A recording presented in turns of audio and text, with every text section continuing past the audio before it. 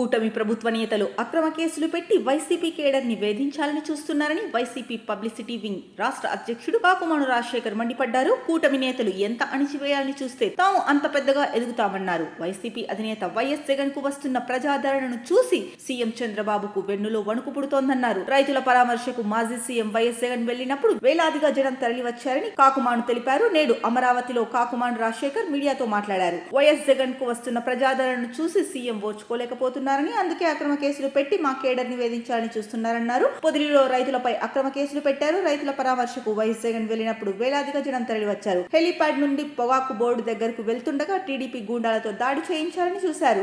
జగన్ వెళ్తుండగా అసలు టీడీపీ కార్యకర్తలు ఎందుకు వచ్చారు? ఒక కుట్ర ప్రకారమే రాళ్ల దాడి చేసి కానిస్టేబుల్ వైసీపీ కార్యకర్తలను గాయపరిచారన్నారు. అయినప్పటికీ తిరిగి మా వారిపై అక్రమ కేసులు పెట్టి వేధిస్తున్నారు. రౌడీలు గూండాలను అరెస్టు చేస్తున్నట్టు అర్ధరాత్రి ఇళ్లకు వెళ్లి అరెస్టు చేస్తున్నారు. చివిరెడ్డి భాస్కర్ రెడ్డి మా కేడర్ని పరామర్శించడానికి వెళ్తుంటే పోలీసులు అడ్డుకున్నారు. దర్శి ఎమ్మెల్యే బూచేపల్లి శివప్రసాద్ రెడ్డికి నోటీసులు ఇచ్చారు. మమ్మల్ని ఎంత అణచివేయాలని చూస్తే అంత పెద్దగా ఎదుగుతామని రాజశేఖర్ అన్నారు. వైఎస్ఆర్ కాంగ్రెస్ పార్టీ కార్యకర్తల్ని, నాయకుల్ని ఇబ్బంది పెట్టాలనేటువంటి కార్యక్రమాన్ని ఈ కూటమి ప్రభుత్వం తీసుకుంది అనేటువంటి దానికి నిదర్శనమే మరి అదే జూన్ 11వ తారీఖున ప్రకాశం జిల్లా పొదిలిలో పొగాకు రైతుల గిట్టుబాటు ధరకు ఈ ప్రభుత్వం ససేమిరా అంగీకరించినటువంటి సందర్భంలో వారికి మద్దతు ధర కల్పించాలి అనేటువంటి ఉద్దేశంతో గౌరవ మాజీ ముఖ్యమంత్రి వర్యులు వైఎస్ జగన్మోహన్ రెడ్డి గారు పొదిలి పర్యటన అనేటువంటి కార్యక్రమాన్ని తీసుకోవడమే కాకుండా అన్ని రకాలైనటువంటి పర్మిషన్స్ కూడా ఈ ప్రభుత్వం నుంచి పొందడం జరిగింది. పొగాకు రైతులు మరి గిట్టుబాటు ధర కల్పించడంలో ఈ ప్రభుత్వం విఫలమయ్యింది. ఈ ప్రభుత్వాన్ని ఏ విధంగా అయినా మెడలు వంచి రైతుల్ని ఆదుకోవాలనేటువంటి సదుద్దేశంతో జగన్మోహన్ రెడ్డి గారు పొదిలి పర్యటన చేస్తున్నటువంటి సందర్భంలో మరి ఒక పథకం ప్రకారం తెలుగుదేశం పార్టీ నాయకులు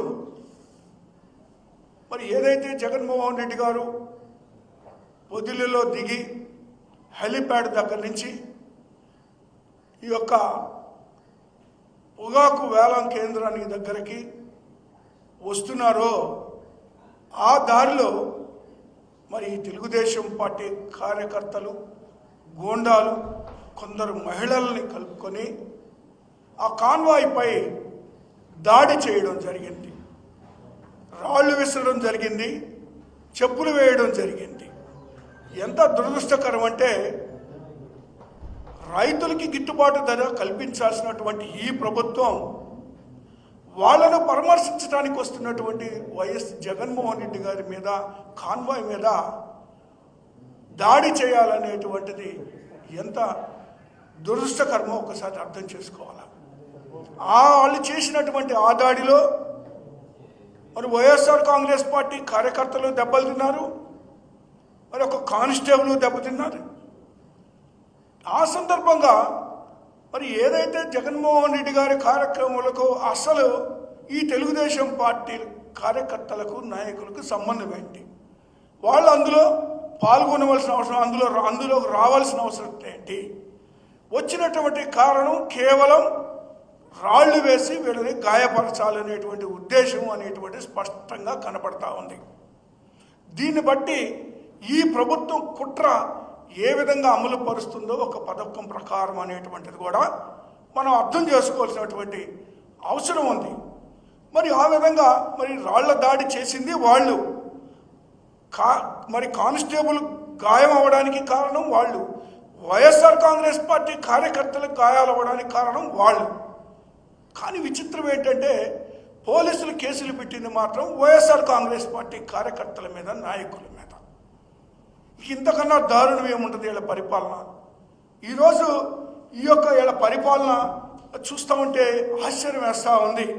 మరి ఈ కూటమి పాలనలో అరాచకం రాజ్యమేలుతుంది అనేటువంటి దానికి ఇంతకన్నా నిదర్శనం ఏముంది? అక్రమ కేసులు పెట్టడమే కాకుండా అర్ధరాత్రి ఇళ్ళకెళ్ళి గందరగోళాలు సృష్టించి వైఎస్ఆర్ కాంగ్రెస్ పార్టీ కార్యకర్తల్ని ఒక గూండాల్లాగనో, ఒక దోపిడీదారులాగనో, లేదా ఒక అరాచక శక్తుల్లాగనో, లేదా ఒక తీవ్రవాదుల్లాగనో మరి గందరగోళాన్ని గ్రామాల్లో కూడా మధ్యరాత్రులు అందరూ మరి నిద్రలో లేచి ఆందోళనకు గురై భయపడినటువంటి పరిస్థితులు గ్రామాల్లో కనపడతా ఉంది. ఆ రాత్రి వెళ్ళి అరెస్ట్ చేయవలసినటువంటి అవసరత ఏముంది అని నేను అడుగుతా ఉన్నా. ఏం నేరం చేశారని అడుగుతా ఉన్నారు. వైఎస్ జగన్మోహన్ రెడ్డి గారు మరి పొగాకు రైతుల్ని పలకరించడానికి వస్తే ఆ కార్యక్రమంలో మరి అందులో పాల్గొనడం నేరమా?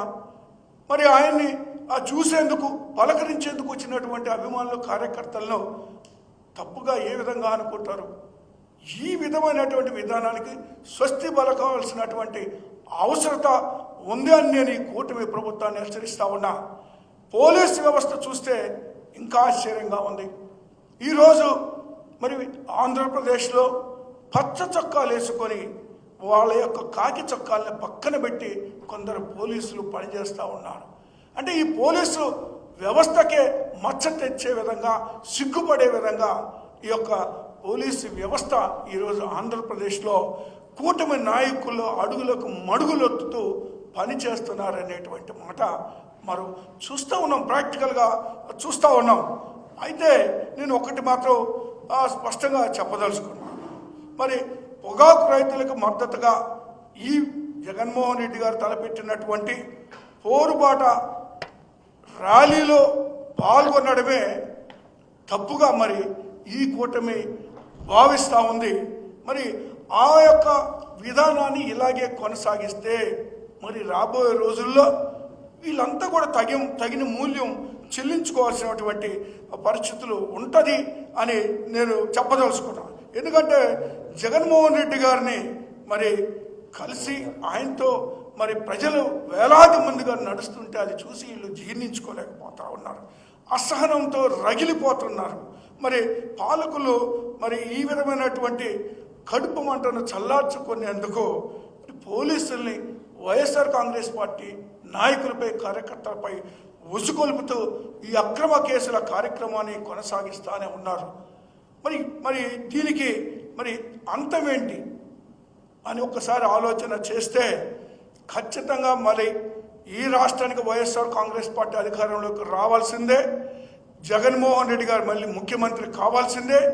ఈ యొక్క అక్రమ కేసులు కానీ లేదా ఈ రైతులను ఆదుకోవడానికి కానీ ఖచ్చితంగా జగన్మోహన్ రెడ్డి గారు ఈ రాష్ట్రానికి మరొకసారి ముఖ్యమంత్రి అయినప్పుడే సాధ్యపడతా అనేటువంటి మాట నేను చెప్పదలుచుకున్నాను. ఏదైతే మరి చంద్రబాబు నాయుడు గారు రైతులకు వ్యతిరేకమైనటువంటి వ్యక్తి, రైతులు అంటే వ్యవసాయమే దండగన్నటువంటి వ్యక్తి. మరి ఒక్కసారి కానీ వెనకపోయి ఆలోచన చేస్తే 1999లో మరి బషీర్బాగ్లో జరిగినటువంటి మరి రైతుల ఉద్యమంలో మరి రైతులు ప్రాణాలు తీసినటువంటి వ్యక్తి. ఆ ఉద్యమంలో స్వయంగా ఆ రోజు యువజన కాంగ్రెస్ అధ్యక్షుడిగా, జిల్లా అధ్యక్షుడిగా నేను కూడా ఆ కార్యక్రమంలో పాల్గొనడం జరిగింది. ప్రత్యక్షంగా వీళ్ళు చేసినటువంటి దౌర్జన్యాన్ని, దమనకాండను, హత్యాకాండను ప్రత్యక్ష సాక్షిని కూడా నేను ఆ రోజు జరిగినటువంటి వాళ్ళు చేసినటువంటి ఈ యొక్క దమనకాండకి. సో అలాంటి వ్యక్తి చంద్రబాబు నాయుడు గారు ఈ యొక్క రైతుల్ని మరి అన్ని విధాల నాశనం చేసినటువంటి వ్యక్తి. రైతులను కూడా అరచేతిలో వైకుంఠం చూపిస్తూ ఈవెన్ రాజధాని ప్రాంతంలో కూడా 3 పంటలు పంటే పంటల్లో కూడా నాశనం చేసేసి రైతులు రాజధాని పేరిట భూముల్ని అక్రమంగా లాక్కున్నటువంటి పరిస్థితుల్లో చూస్తున్నాం.